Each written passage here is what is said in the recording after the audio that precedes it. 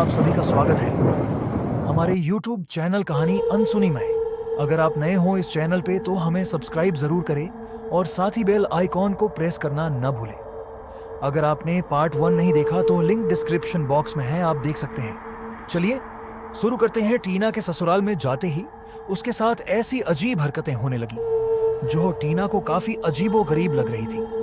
अब आगे पर मैंने उस लड़के को कई बार देखा है, टीना ने जाती हुई स्वाति से कहा। स्वाति ने अब थोड़ी गंभीर टोन में कहा, हो सकता है आपने काम वाली के बेटे को देखा हो। हमारे घर में राज भैया के बाद कोई बच्चा नहीं हुआ। इतना कहकर स्वाति वहां से चली गई। टीना थोड़ा अजीब महसूस कर रही थी। राज के बाद कोई बच्चा नहीं हुआ, ये क्या बात थी कहने वाली। राज फिर टीना के पास आया। टीना ने राज की ओर देखा और फिर मुंह फेर लिया।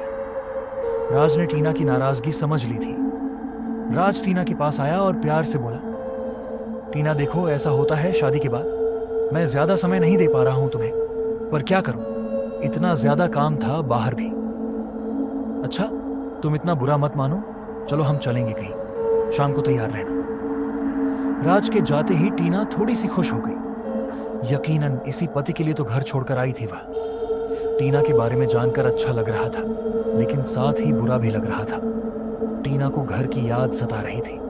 उसका पग फेरा नहीं हुआ था। टीना की खुशियां अब इसी घर से जुड़ी हुई थी। पर टीना ने मन को मनाया और उठकर बालकनी में चली गई। बालकनी के पास से दूर जाती हुई राज की गाड़ी को निहारने लगी।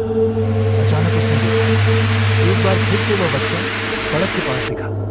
काम वाली का बच्चा सोच टीना ने नजरअंदाज कर दिया। टीना नीचे आई तो सास लक्ष्मी और बुआ रोशनी दोनों ही एक दूसरे से कुछ गुपचुप बात कर रहे थे, लेकिन टीना के आते ही चुप हो गए। सास के हाथ में काला धागा था जिसे वह सिंदूर से रंग रही थी। उसे देख टीना को थोड़ा अजीब लगा। यह धागा तुम्हारे लिए है, तुम्हारी बुरी ताकतों से रक्षा करेगा। इसे पैर में बांध लो, किसी की नजर भी नहीं लगेगी, लक्ष्मी ने कहा।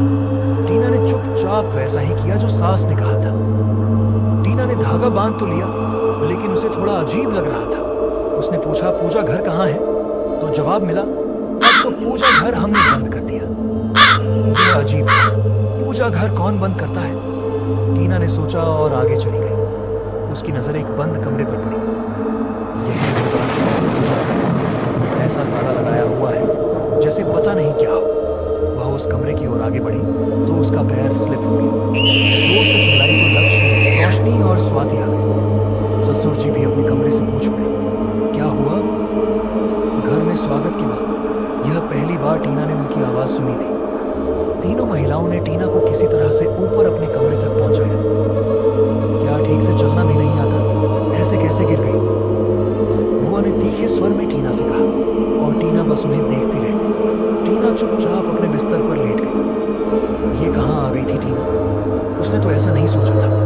रात में वह रात से सारी बातें कहेगी। उदास टीना की आंख कब लग गई उसे पता ही नहीं चला। शाम हो चली थी। टीना ने कुछ खास खाया भी नहीं था। पैर सूजने लगा था, शायद मोच गहरी थी। टीना उठी, रसोई घर में गई और फिर अपने लिए खाना लगा लिया। इस बार खाने से पहले ही मन खट्टा हो गया कि कहीं कुछ निकल ना आए, पर आज कुछ नहीं निकला। टीना ने खाना खत्म किया कि स्वाति ने आकर बोला, मुझे बोल देती, आप क्यों आ गई यहाँ? आपकी पहली रसोई नहीं हुई है? इतनी भूख लगी थी तो बोल देती। स्वाति के तीखे स्वर भी टीना को बुरे लगे। वह उठकर खड़ी हुई तो देखा कि पैर इतना सूज गया है कि धागा अड़ने लगा है। बिना सास को बताए उसने धागा निकाल दिया। धागा एक ही दिन टीना के पैर में था और उसे बीमार महसूस होने लगा था। उसके धागा निकालते ही टीना को खिड़की से झाँका। वह लड़का फिर दिखा। इस बार वह टीना को अपने पास बुला रहा था। वह तुलसी के सूखे पौधे की ओर इशारा कर रहा था, उसे बंद कमरे की ओर जिसमें ताला लगा था। जहां जाते वक्त टीना फिसली थी। टीना ने नीचे देखने के बाद फिर मुड़कर देखा तो वह लड़का नहीं था। इस बार टीना ने सोच लिया था कि काम वाली के दिखते ही वह उससे शिकायत करेगी कि उसका बेटा कितना परेशान करता है। और वह क्यूट भी है और वही है जो बार बार आकर टीना को देख जाता है। टीना के पैर में चोट थी, इसलिए बार बार ऊपर नीचे नहीं कर पा रही थी। अपने कमरे में ऊपर गई और फिर टीना एक बार और परेशान होने लगी। फिर यह सोचकर खुश हो गई कि राज आकर उसे बाहर ले जाएगा। चोट के बाद भी उसने तैयार होकर राज का इंतजार करना शुरू कर दिया। गुलाबी साड़ी पहन टीना चांद सी सज गई और फिर इंतजार करती रह गई। 6, 7, 8 और फिर 9 बज गए। ना राज आया, ना ही उसका फोन। टीना ने घड़ी की तरफ देखा, फिर ऊपर किसी के आने की आवाज सुनाई दी। इस बार बुआ थी। वह टीना के लिए खाना लेकर आई थी। टीना से उन्होंने कहा कि वह परेशान ना हो और कुछ खा ले। टीना ने चुपचाप खाना ले लिया, लेकिन खाया नहीं। वह निवाला तोड़ ही रही थी कि वह लड़का फिर दिखा। इस बार वह टीना के थोड़े करीब आ गया था। उसने उस निवाले को ना खाने के लिए कहा। टीना ने ऐसा ही किया और उसे खोलकर देखा तो रोटी के बीच में एक कांटा था। टीना फौरन भटक गई और खाने की थाली लेकर नीचे पहुंची। ये क्या है? किस पेड़ का कांटा है जो मेरी रोटी में है? टीना ने आंगन में मौजूद लक्ष्मी, रोशनी, स्वाति और ससुर जी से पूछा। अरे वो काम वाली। लक्ष्मी कुछ बोलती उससे पहले ही टीना ने थाली फेंकी और किचन में चली गई। उसने देखा कि उसका खाना अलग था और जो बाकी लोगों के लिए रखा था वह अलग। क्या आप लोग मुझे मारना चाहते हैं? इसलिए रोजाना मेरे खाने में ना जाने क्या क्या निकलता है। मैं पुलिस में रिपोर्ट कर दूंगी। ऐसे तो क्या है ये? मुझे क्या समझ रखा है कि टॉर्चर करेंगे और मैं चुप रहूंगी? इतने दिनों का गुस्सा टीना ने बाहर निकाल दिया। वह रसोई में गई, अपने लिए खुद पराठे बना लिए। खुद सारे ससुराल वालों के सामने बैठकर खाए। उनमें कुछ भी नहीं निकला। सारे लोग टीना का चेहरा ताक रहे थे। ऐसा लग रहा था जैसे टीना की यह बात उन्हें अच्छी नहीं लगी, लेकिन पोल खुलने के डर से टीना को सभी ने वो करने दिया जो वह करना चाहती थी। सास के ऊपर आने की आवाज सुनकर टीना पैर चादर के अंदर करके लेट गई और वह धागा छुपा दिया।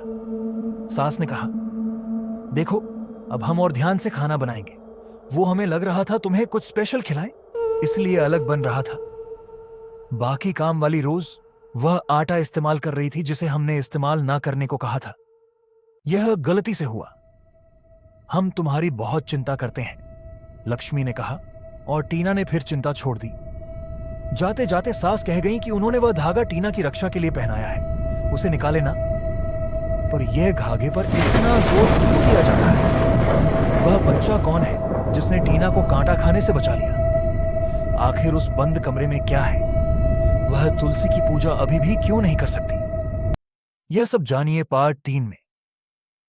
धन्यवाद। डिस्क्लेमर, यह कहानी फिक्शन है और हर जिंदगी किसी भी तरह के काले जादू और भूत प्रेत की बातों को प्रमोट नहीं करता है। यह कहानी सिर्फ एंटरटेनमेंट के लिए है।